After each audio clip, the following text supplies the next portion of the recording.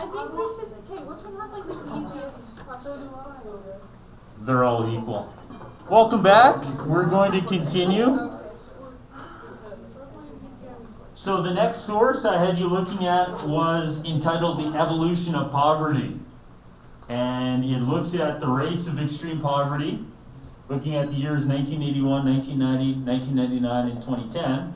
So just based upon the title and the different data within the source, what they're trying to show is the evolution of poverty. Has poverty changed? And they're looking at China, India, the developing world, and sub-Saharan Africa. So they purposely picked 4 areas of the world in 1981 that would have been struggling with poverty. Looking at China, more than 80% of the Chinese people in 1981 were struggling with poverty, according to the World Bank. Then by 2010, we have about 10% of the Chinese people living and struggling with poverty. So what we can infer is that within China, they found a solution to poverty. That they've gone from 85% down to 10%, that China seems to have had more success than India and the developing world, and sub-Saharan Africa has had very little success dealing with poverty. So the question that the source should inspire is, how has China found a solution? What has changed within China since 1981 that has led to a drop in the rates of extreme poverty? And we will be finishing the year with a study of China. But we've talked about China to some extent already. And the story is quite simple. China was being led by a leader called Mao up till 1976, and Mao was practicing communism. And when Mao dies, Deng Xiaoping becomes the leader of China. And Deng Xiaoping says to get rich is glorious. To get rich is glorious sure sounds like capitalism. And even before Mao died, because President Nixon visited China, China was welcomed into the UN, and China was welcomed into the global village. So what happens for China, beginning in the mid-1970s, is China finds a place within the global village, finds its niche. And that niche grows to a point that now when we think of China, it isn't an isolated country like we would consider North Korea to be, but that's where China is moving from. That's what China of old was a country that was being isolated, being left out of the Security Council of the UN, a country that the United States didn't trade with. But now, China is the United States' third most important trading partner, behind Mexico, then Canada, and then China. And yes, Mexico has replaced Canada as America's biggest trading partner. So, because China finds its niche in the global village, China has been able to solve extreme poverty. World Bank, we know, is trying to promote economic liberalism. So by presenting the data like this, the bias or the perspective being shown is the World Bank is trying to show areas of the world, hey, if you want to deal with extreme poverty, the solution is globalism. The solution is trade liberalism. The solution is to find your niche, to become home to transnationals, allow them to outsource in your country, allow them to build sweatshops and branch plants, and maybe, like China has had to do, maybe allow yourself to be exploited, but as you're being exploited for that short-term exploitation, there'll be a long-term gain because there'll be an investment in infrastructure. India is catching on a little later, but India is catching on. The developing world in general has seen that same trend. So that's where Canada is, that's where the United States is. The developing world would be other places like, say, South Korea. And then sub-Saharan Africa, you can see, they're kind of flat. Things actually got worse from 1981. And the message here could be to sub-Saharan Africa is that much like China, and to some extent India, they need to find their niche within the global village. That they need to become more reflective of the policies of the World Bank. They need to practice trade liberalism. And if they do, then extreme poverty can be eliminated. But going back to 1981, China had a problem that India and sub-Saharan Africa had to a lesser extent. So in 1981, you wouldn't have bet on China being the country that of those three areas was most likely to be first to eliminate extreme poverty. And again, how did they do that? Is a testimony to the power of globalization. Now, the next step to continue our conversation about poverty and about disparity, we're going to look at a shortage of water. So, if water next to air is our most vital physiological need, then one way to evaluate globalization, this is saying globalization is great, but is it the complete story? So in order to look at globalization from Maslow's perspective, then next to clean air, water is our most essential need. Do we have enough of it? So we have two quick links. You know what? Let's take a peek at this 3-minute one and see if it's going to work for us. And let's remind ourselves what the 5-minute one looked like. Oh, it's a TED Talk. I'm always in favor of jumping into a TED Talk. So we're going to look at a quick TED Talk that is going to establish that if water is next to air our most essential physiological need, then is globalization working? And that's a great quote. No water, no life. No blue, no green. So that's at its most basic. If we don't have water, we don't have anything. So we need water. And is globalization helping that or hurting it?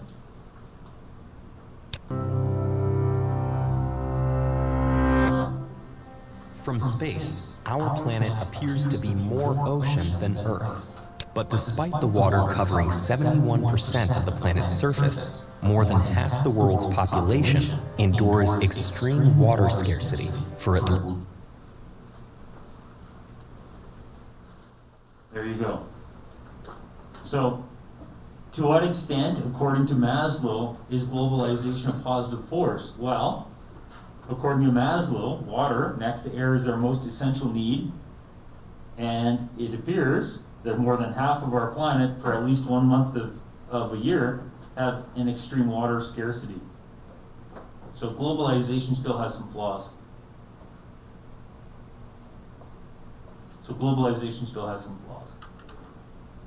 All done? Yeah, you can just leave it. Yeah, thanks. So can you see how we have an argument and evidence here? So you probably won't need the Chromebook actually. We already used it. So the argument would be that globalization's flawed. That might be your argument. And then a supporting argument might be that according to Maslow, we have basic needs, basic physiological needs, and one of them is water. And then the evidence would be that at least 1 month of year, 50% of the planet, over 50%, have an extreme water scarcity. So we allow our argument to drive what we're presenting, and then we include some evidence to finish it up. So the argument is globalization's flawed. Then we support that by saying, by looking at Maslow's hierarchy of needs, we can determine to what extent it's flawed, being that water is a basic physiological need, that if, it's like a scientific process, if we have a shortage of water, then globalization's flawed. Then we look into it, and sure enough, we have a shortage of water. So this is like using a scientific, rational, logical approach to showing that globalization still has some flaws. So if we want globalization to be a good thing, then through globalization, we'd have to solve our water shortage. So if globalization can solve this, then globalization is good. But if globalization makes it worse, then globalization is bad. Now, we talked about water last week. It came up when we looked at the oil sands in Alberta. And the message wasn't great for Alberta because of how the oil is stored in the sand, we must use water to remove the oil from the sand. So in the oil industry in Alberta, we're actually using this very vital resource of water in order to find another vital resource, the lifeblood of the economy. But water is actually something that is included in our lifeblood of mankind. So we're putting economics ahead of mankind. So we have seen water scarcity even here in Alberta because of our ecological damage due to our environmental impact of our oil sands. So let's continue the TED Talk. At least 1 month a year. And current estimates predict that by 2040, up to 20 more countries could be experiencing water shortages. All right, so critically thinking, they just said 20 more, not 20 less. They said 20 more, not 20 less, so that means that it's getting worse. That because of globalization, things are getting worse, not better. Had they said, hey, by 2040, 20 less countries will have water shortages, we could say, hey, that's good, globalization is helping. But no, they said 20 more. So we can assume, we can infer, right, we can infer that because of the interaction of mankind, because of globalization, things are getting worse. Now, what would be a logical continuation of that? Well, an externality of globalization is climate change, and climate change is having a negative impact on the water cycle. It's contaminating some of the water, and we're losing some of the water. Taken together, these bleak statistics raise a startling question. Are we running out of clean water? Well, yes and no. At a planetary scale, Earth can't run out of fresh water thanks to the water cycle, a system that continuously produces and recycles water, morphing it from vapor to liquid to ice as it circulates around the globe. So this isn't really a question of how much water there is, but of how much of it is accessible to us. 97% of Earth's liquid is salt water, too loaded with minerals for humans to drink or use in agriculture. Of the remaining 3% of potentially usable fresh water, more than 2/3 is frozen in ice caps and glaciers. That leaves less than 1% available for sustaining all life on Earth, spread across our planet in rivers, lakes, underground aquifers, ground ice, and permafrost. It's these sources of water that are being rapidly depleted by humans, but slowly replenished by rain and snowfall. And this limited supply isn't distributed evenly around the globe. Diverse climates and geography provide some regions with more rainfall and natural water sources, while other areas have geographic features that make transporting water much more difficult. And supplying the infrastructure and energy it would take to move water across these regions is extremely expensive.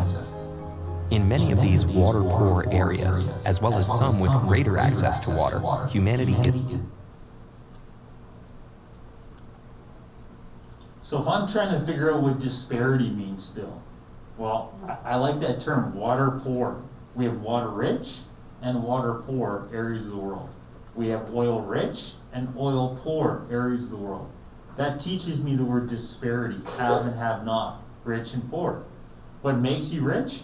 Right now, what makes us rich is oil. What will make us rich in 50 years is clean water. So disparity will be defined in 50 years by who has access to water.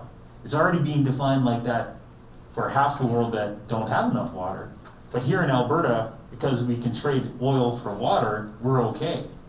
But in 50 years, when people aren't trading oil for water, then we might have a new awakening about the value of all that water that we use to get the sand and oil apart. Is guzzling up the local water supply faster than it can be replenished. And when more quickly renewed sources can't meet the demand, we start pumping it out of our finite underground reserves. Of Earth's 37 major underground reservoirs, 21 are on track to be irreversibly emptied.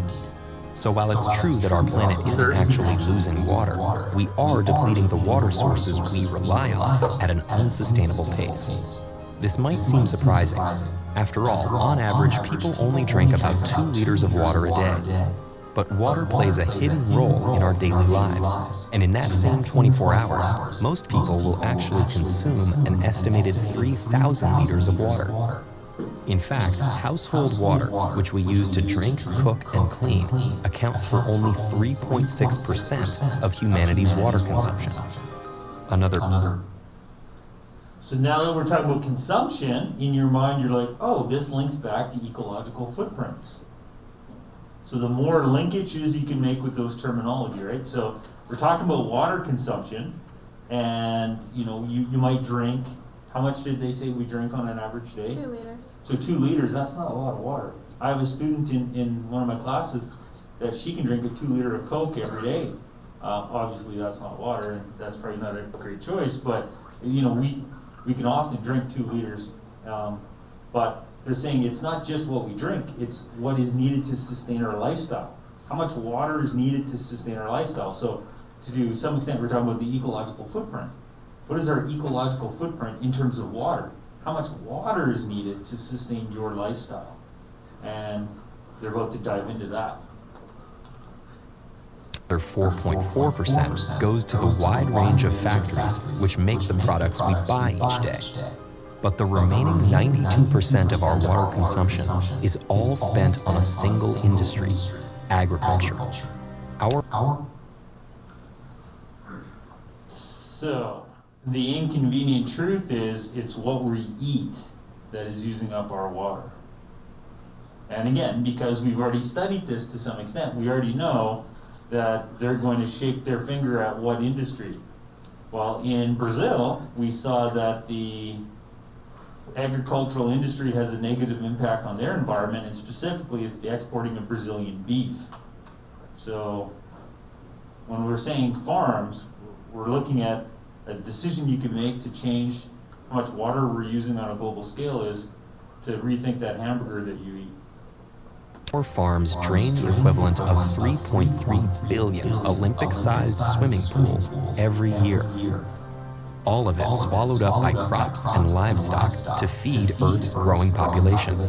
Agriculture currently covers 37% of Earth's land area, posing the biggest threat to our regional water supplies. And yet, it's also a necessity. So how do we limit agriculture's thirst while still feeding those who rely on it? And another related concept is overpopulation. As the population of the planet increases, our thirst for water will only logically increase unless we have a change of lifestyle.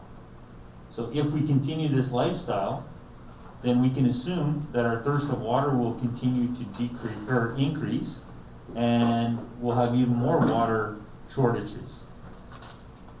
So if we have our population go up, then either we'll have more poverty and more water shortages, or we need a lifestyle paradigm shift away from some of those choices like eating beef that is not sustainable because the water needed to raise that beef.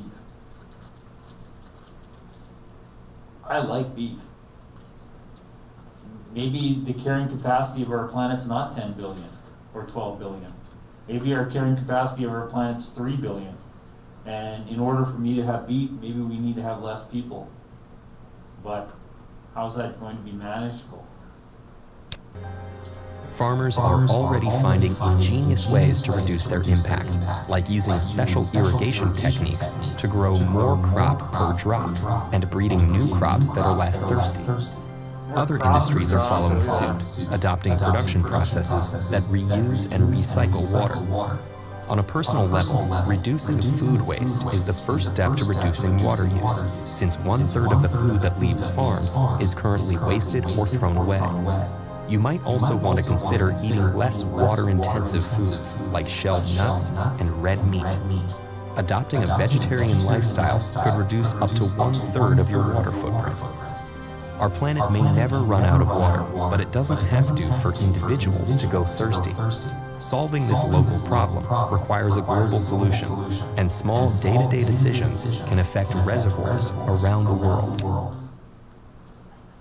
And again, that's why, because of the number of people involved, it needs a global solution because even all Canadians could buy into a vegetarian lifestyle. And because we're part of one global biosphere that includes one water system, that's not going to solve the problem for everyone. So we do need to cooperate and coordinate with others because we share one livable biosphere with them. It's kind of like we're all living in the same apartment, and we can keep our noise down in our room, but if the people living in the other rooms around us have their noise really loud, we're still going to hear a lot of noise. So because of the reality of the global village, we need to cooperate.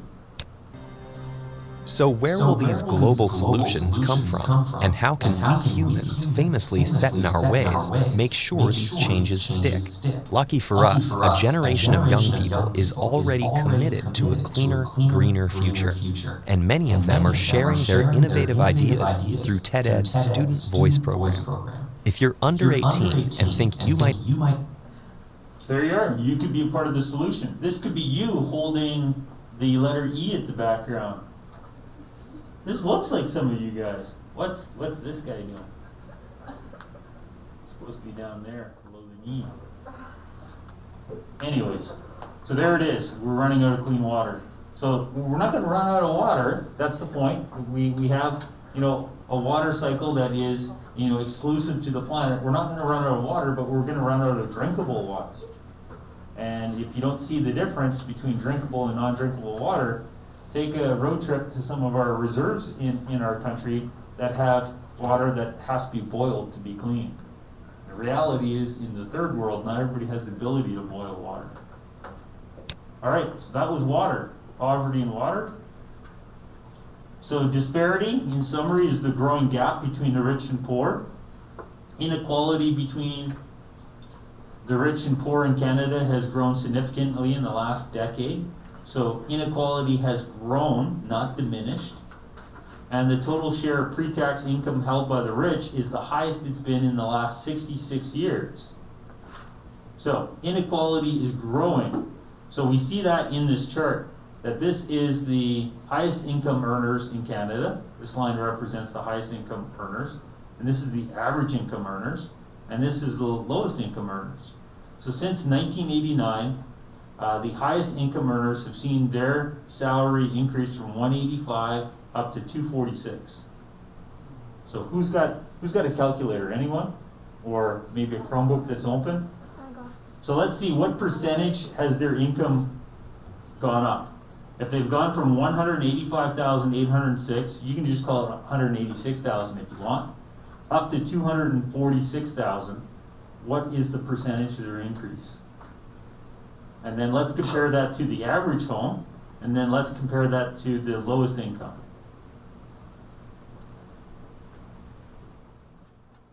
These are families with children under 18. So there are some families with children under the age of 18. This is income for the entire family. This is not just one, this could be two income earners. So if I can get somebody to look up the red one and somebody to do the blue one, anybody want to volunteer? Or the blue or the red? I mean, you guys look so energetic right now. Can I get you to do the red one? Yeah. Okay, and you're doing the green one? Yeah. Yeah, and who's got, I'll do the blue one. I'm just going through them all, actually. Do you have all of them done? No, I still have to do one I'm working on. Okay, But well tell us when you're done then. I'm not sure if my thing's going to be right. I haven't Okay. been math in a while. Sure.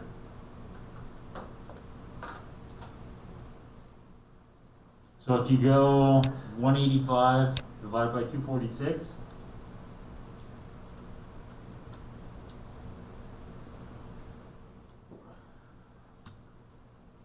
so you can say that that's what, about a 25% increase? And then, yep, I can't see my number. like on your phone, or you mean up here? Oh, I'm there. Yeah, that's because I was just showing the. Well, no, I So it went from, oh, okay, I see what you mean. It went from 78.5 up to 92.7. Okay.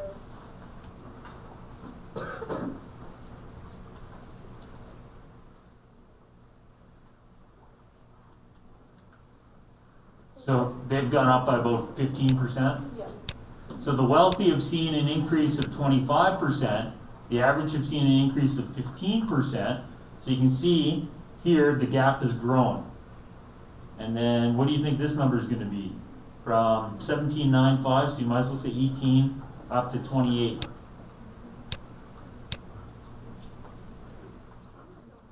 actually quite similar. Yeah. So this one's like 13.5%, so not 15, not 25, but it is similar to this. And you can see that visually, that the gap here may be a little bit grown, but it hasn't grown by much. But it's really up here, the top income earners that are starting to stretch away. And this is note time for all of you that are getting distracted. That's where we get the term 1% from. So in terms of talking about disparity, we often like to use this term, the 1%. So ultimately, if you want to look at disparity, we often, oh, thanks guys. We try to look at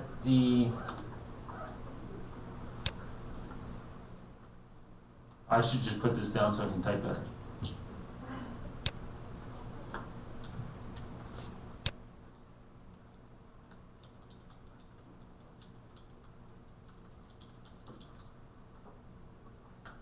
So the Adbusters, non-governmental organization, culture jamming magazine, Adbusters created this idea, this ad that we are the 99%. And their message was that they were unhappy with the disproportionate amount of economic wealth, political and social influence that the 1% have. So what does the 1% mean? The 1% is this term used to describe this small group, this elite group of people within America that have a disproportionate amount of economic, political, and social power. So in the United States, I believe the top 1% own something like 30% of the American wealth.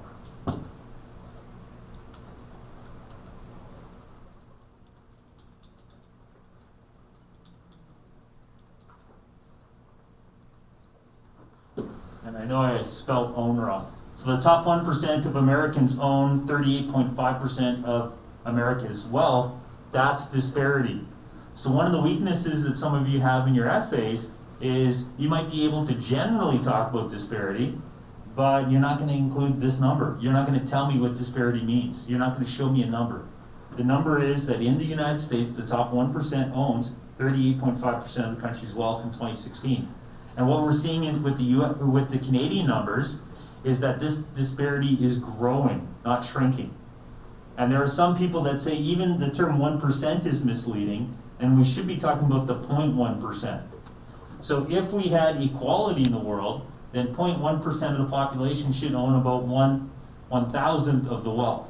I'll get to your question in a second. I was just going to ask, what were the numbers again? Because the board's frozen, so. Oh, sorry. The numbers are the top 1% own 38.5% of the wealth. Thank you. Yeah.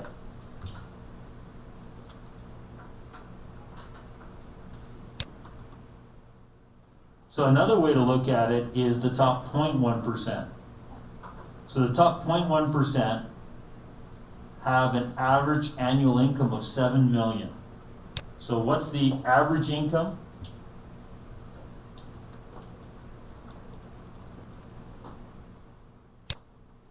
The average income in the United States is $33,000.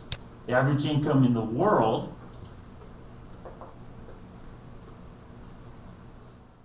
is $9,000, and these guys have 7 million. So how does 9,000 compare to 10,000, or how does 7 million compare to 10,000? So if the average income in the world is $10,000, and the average income among the 0.1% is 10 million, you have a huge gap. So do the math. Don't just sit there and nap. I'm writing your essay for you. Wake up.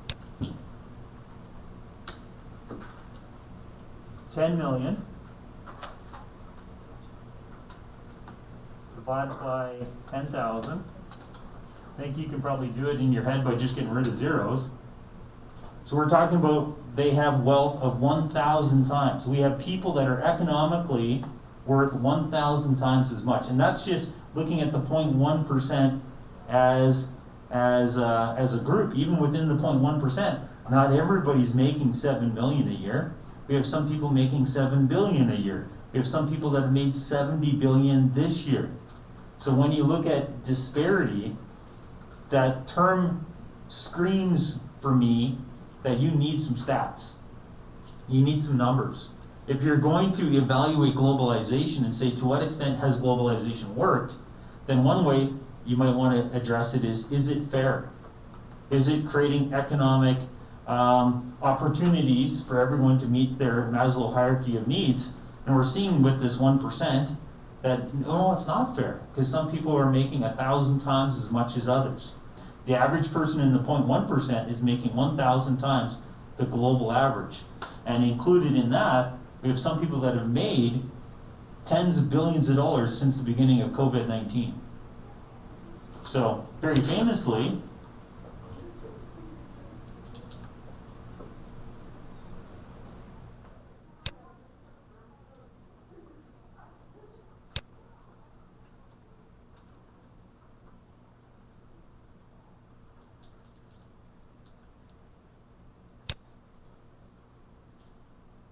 so how billionaires got $637 billion richer during the COVID-19.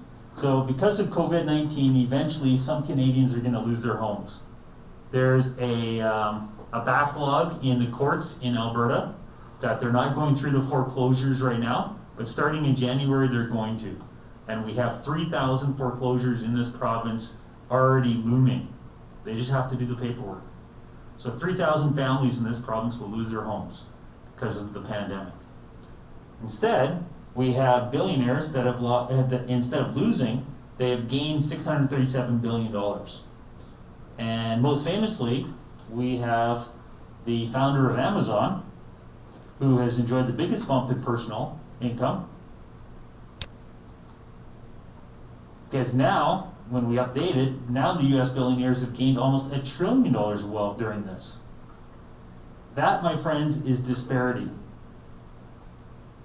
Have and have not, rich and poor. We have a finite amount of resources and wealth, and it's being disproportionately funneled for some. How can we talk about self-actualization?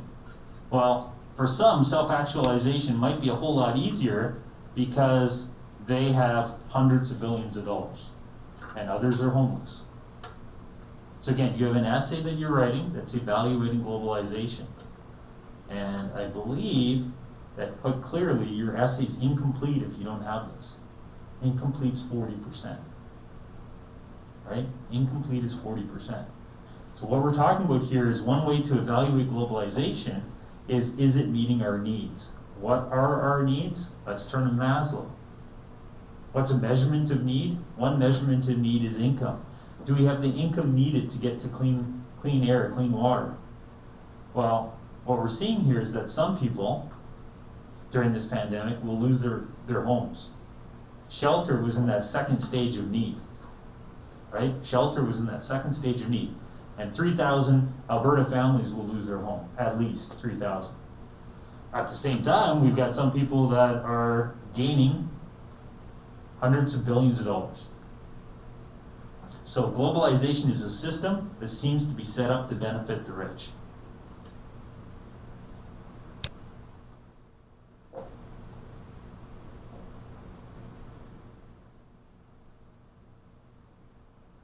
Now, it's because of capitalism, it's because Amazon has fulfilled a niche in the economy. During a pandemic, people don't want to go shopping. So they want the stuff that they need to be delivered. So he is performing a service, his company is performing a service. But the reality is that not everybody is as creative as you know, some of these billionaires have been. So what happens to them?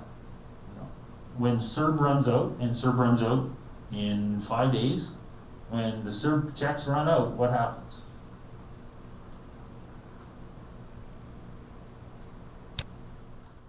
So that's disparity.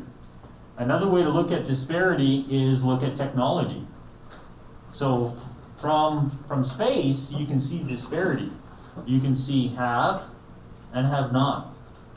You can see rich and poor.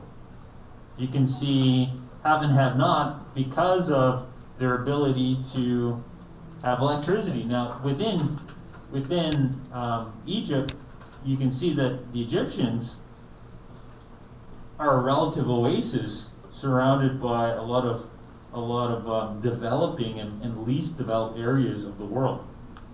That there are pockets in Africa where there is wealth.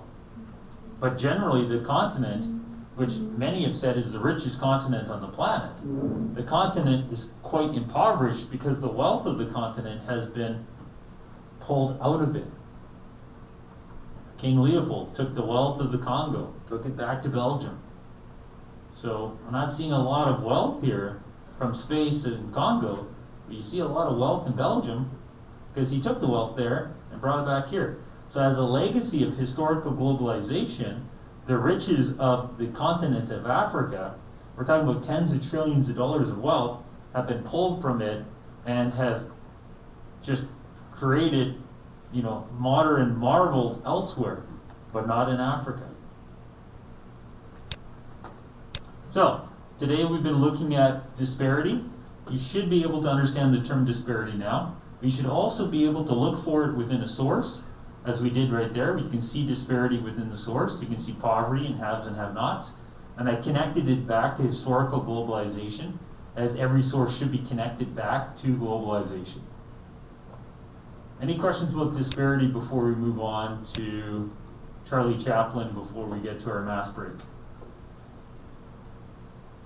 So with all of this reality of disparity, all this reality of rich and poor, you'd think that some people might actually be protesting against globalization then, and we call those people anti-globalists. And Charlie Chaplin, well before his time, right, because we weren't even using the term global village yet, Charlie Chaplin is going to recognize some of the problems within modern times. So there's a film called Modern Times that if we had the luxury of lots of free time, we would watch it. But instead of watching the entire film, we're going to be seeing scenes of it, and they're going to tell us what these scenes mean. And they're going to tell us how it's actually an allegory for all of these problems that we suffer within modern times. Now, they weren't using the term globalization, but because industry and industrialization and capitalism are the defining characteristics of globalism, there is a huge overlap. So we'll see this, and then we'll have our mass break.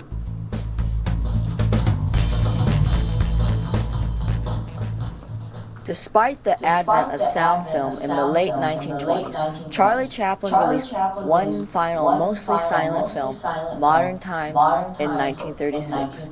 Although Modern Times is a comedy, it's a commentary on the Great Depression. It criticizes the industrialism and the loss of individuality during economic struggle, and it also breaks the traditional gender roles down for modern society. Humor eases these issues and criticisms in because a straight drama might turn people off.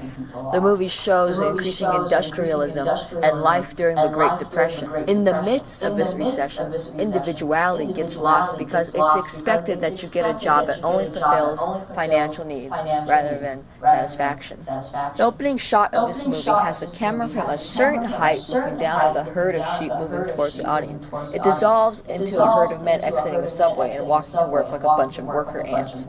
All of the sheep are white except for one black sheep. Upon reflection, that represents the tramp because he doesn't fit in the traditional 9-to-5 work ethic and job. The tramp is inept at almost every job he tries, and the slapstick humor from his character emphasizes his failures and bumbling nature. He doesn't have the will or the skills for factory, construction, and waiting tables because it's not something that his character enjoys.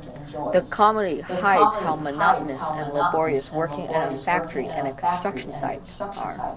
Also, this movie glorifies prison a little bit because the tramp tries to go back. He was taken care of there, and he knows that it's hard for him to keep a job. It shows how prison was a better alternative compared to living and working during the Great Depression. But the arrival of the gammon in his life turned him around to be the best that he could be.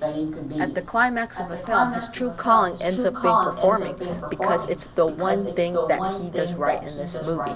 He performs a song in Italian-sounding gibberish because he can't memorize the lyrics of the song that he was originally going to sing. He had the lyrics written down on the cups by the gammon, but he inadvertently throws them away in his pre-song dance routine. He almost messed this job up, but the Tramp's natural talent of entertainment and song saves the day. Prior to sound films, silent films only had a music score throughout without any synchronized sound effects. Instead of keeping with the tradition of a total silent film, Chaplin chose to enhance his slapstick comedy with sound effects, such as the two occasions with gunshots and any time someone got hit by an object. The Billows feeding machine scene wouldn't be as impactful in showing its frenetic actions towards the Tramp without sound. It adds a foreign and electronic quality to this machine that represents the president's goal to increase productivity at the cost of workers' happiness. The lunch break is the only saving grace to working in this steel factory. The only characters that we see speak are the president of the Electro Steel Corps at the beginning of the movie and the Tramp at the climax of the film. There are a couple times when talking is heard, but it's when a record player and a radio are playing. It's recorded sound that's So to what extent does globalization provide for our needs? Well, at the top of our needs are esteem and self-actualization. So Maslow would argue that esteem and self-actualization should be the goals of the economy. That if the economy is meant to provide a good life for us, then it should provide opportunities for esteem and self-actualization. Globalization is defined by industrialization and by capitalism, by trade liberalism. And back in 1936, Charlie Chaplin, as a visionary, he understood how globalization was not providing opportunities for esteem and self-actualization. So he writes this and performs in this story that is an allegory, that is an extended metaphor for the problems that we're struggling in. And it's quite brilliant. And I think this stuff could fit in a good essay. It's not associated with an on-screen character. The president's voice is heard through a video camera as an all-seeing eye over his factory, and he gets the privilege of sound because of his power and reliance on technology like the radio and the record player. We can't hear him when he's out of his office and telling the auto feeder company that their device is no good. The Tramp's song is heard because he owns his identity and true calling for once. That's his power. The act before him is heard for technical reasons because there's no point in showing a short musical number without sound. Also, they do what they love, just like how the Tramp finally gets to perform. He's not heard when he's practicing because his confidence isn't all there yet until he improvises his song for a real performance. Modern Times also has elements of female empowerment because the gammon played by Paulette Goddard is an unstereotypical woman. She is not a damsel in distress because she only relies on herself, not other men to stay alive. As a result, this film deconstructs the man's traditional role in society because the Great Depression devalued men by taking their breadwinning abilities away. The traditions of a caretaking woman and a breadwinning man don't matter because those barriers get broken in desperate times. The gammon is a resourceful young woman, and although she accompanies the Tramp, she doesn't rely on him.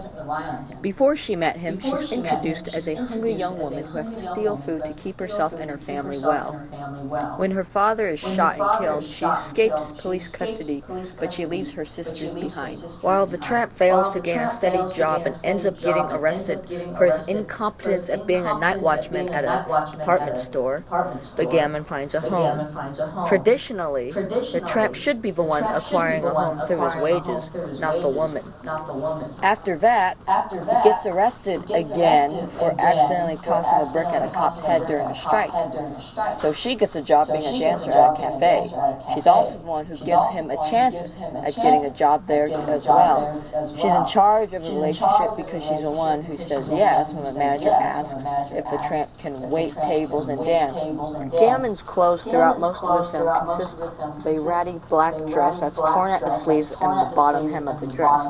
This shows how hard the depression has hit her, and it shows some grit because of how long she's been wearing those clothes. Later on, she goes through a costume change after she gets the dancing job at the restaurant, and she acquires a plaid dress, a black shawl-type garment, a long neck bow, a hat, gloves, and a small purse. She's making quite a bit of money if she's spending it on unnecessary items such as a hat, gloves, and a neck bow. It could be a reaction to never having this amount of money before, because she probably would rather enjoy the money instead of living frugally to save money. Historically, the idea of a strong woman in this time period wasn't too common due to the traditional notions of masculinity. If you contrast the tramp with the gay man, she's superior. Part of the tramp's comedy is his unreliability, which hurts the masculine stereotype of dependability. If the tramp were a masculine man, he wouldn't be as funny. Comedy plays at the weaknesses of one's character. His signature appearance with the mustache, suit, hat, and cane, which are associated with Victorian or fancy masculine dress, doesn't fit him. It's like an irony because his work abilities don't make him manly, but his appearance tries to prop him up like a man. He also looks out of place in his factory overalls and prison attire. However, he tries to be the best man that he could be for the gay man, and it's his sensitivity and perseverance that keeps him with her. He gives her hope in the ending as they walk to an uncertain future while smiling together. I'm Brenna Ueda, and thanks for watching.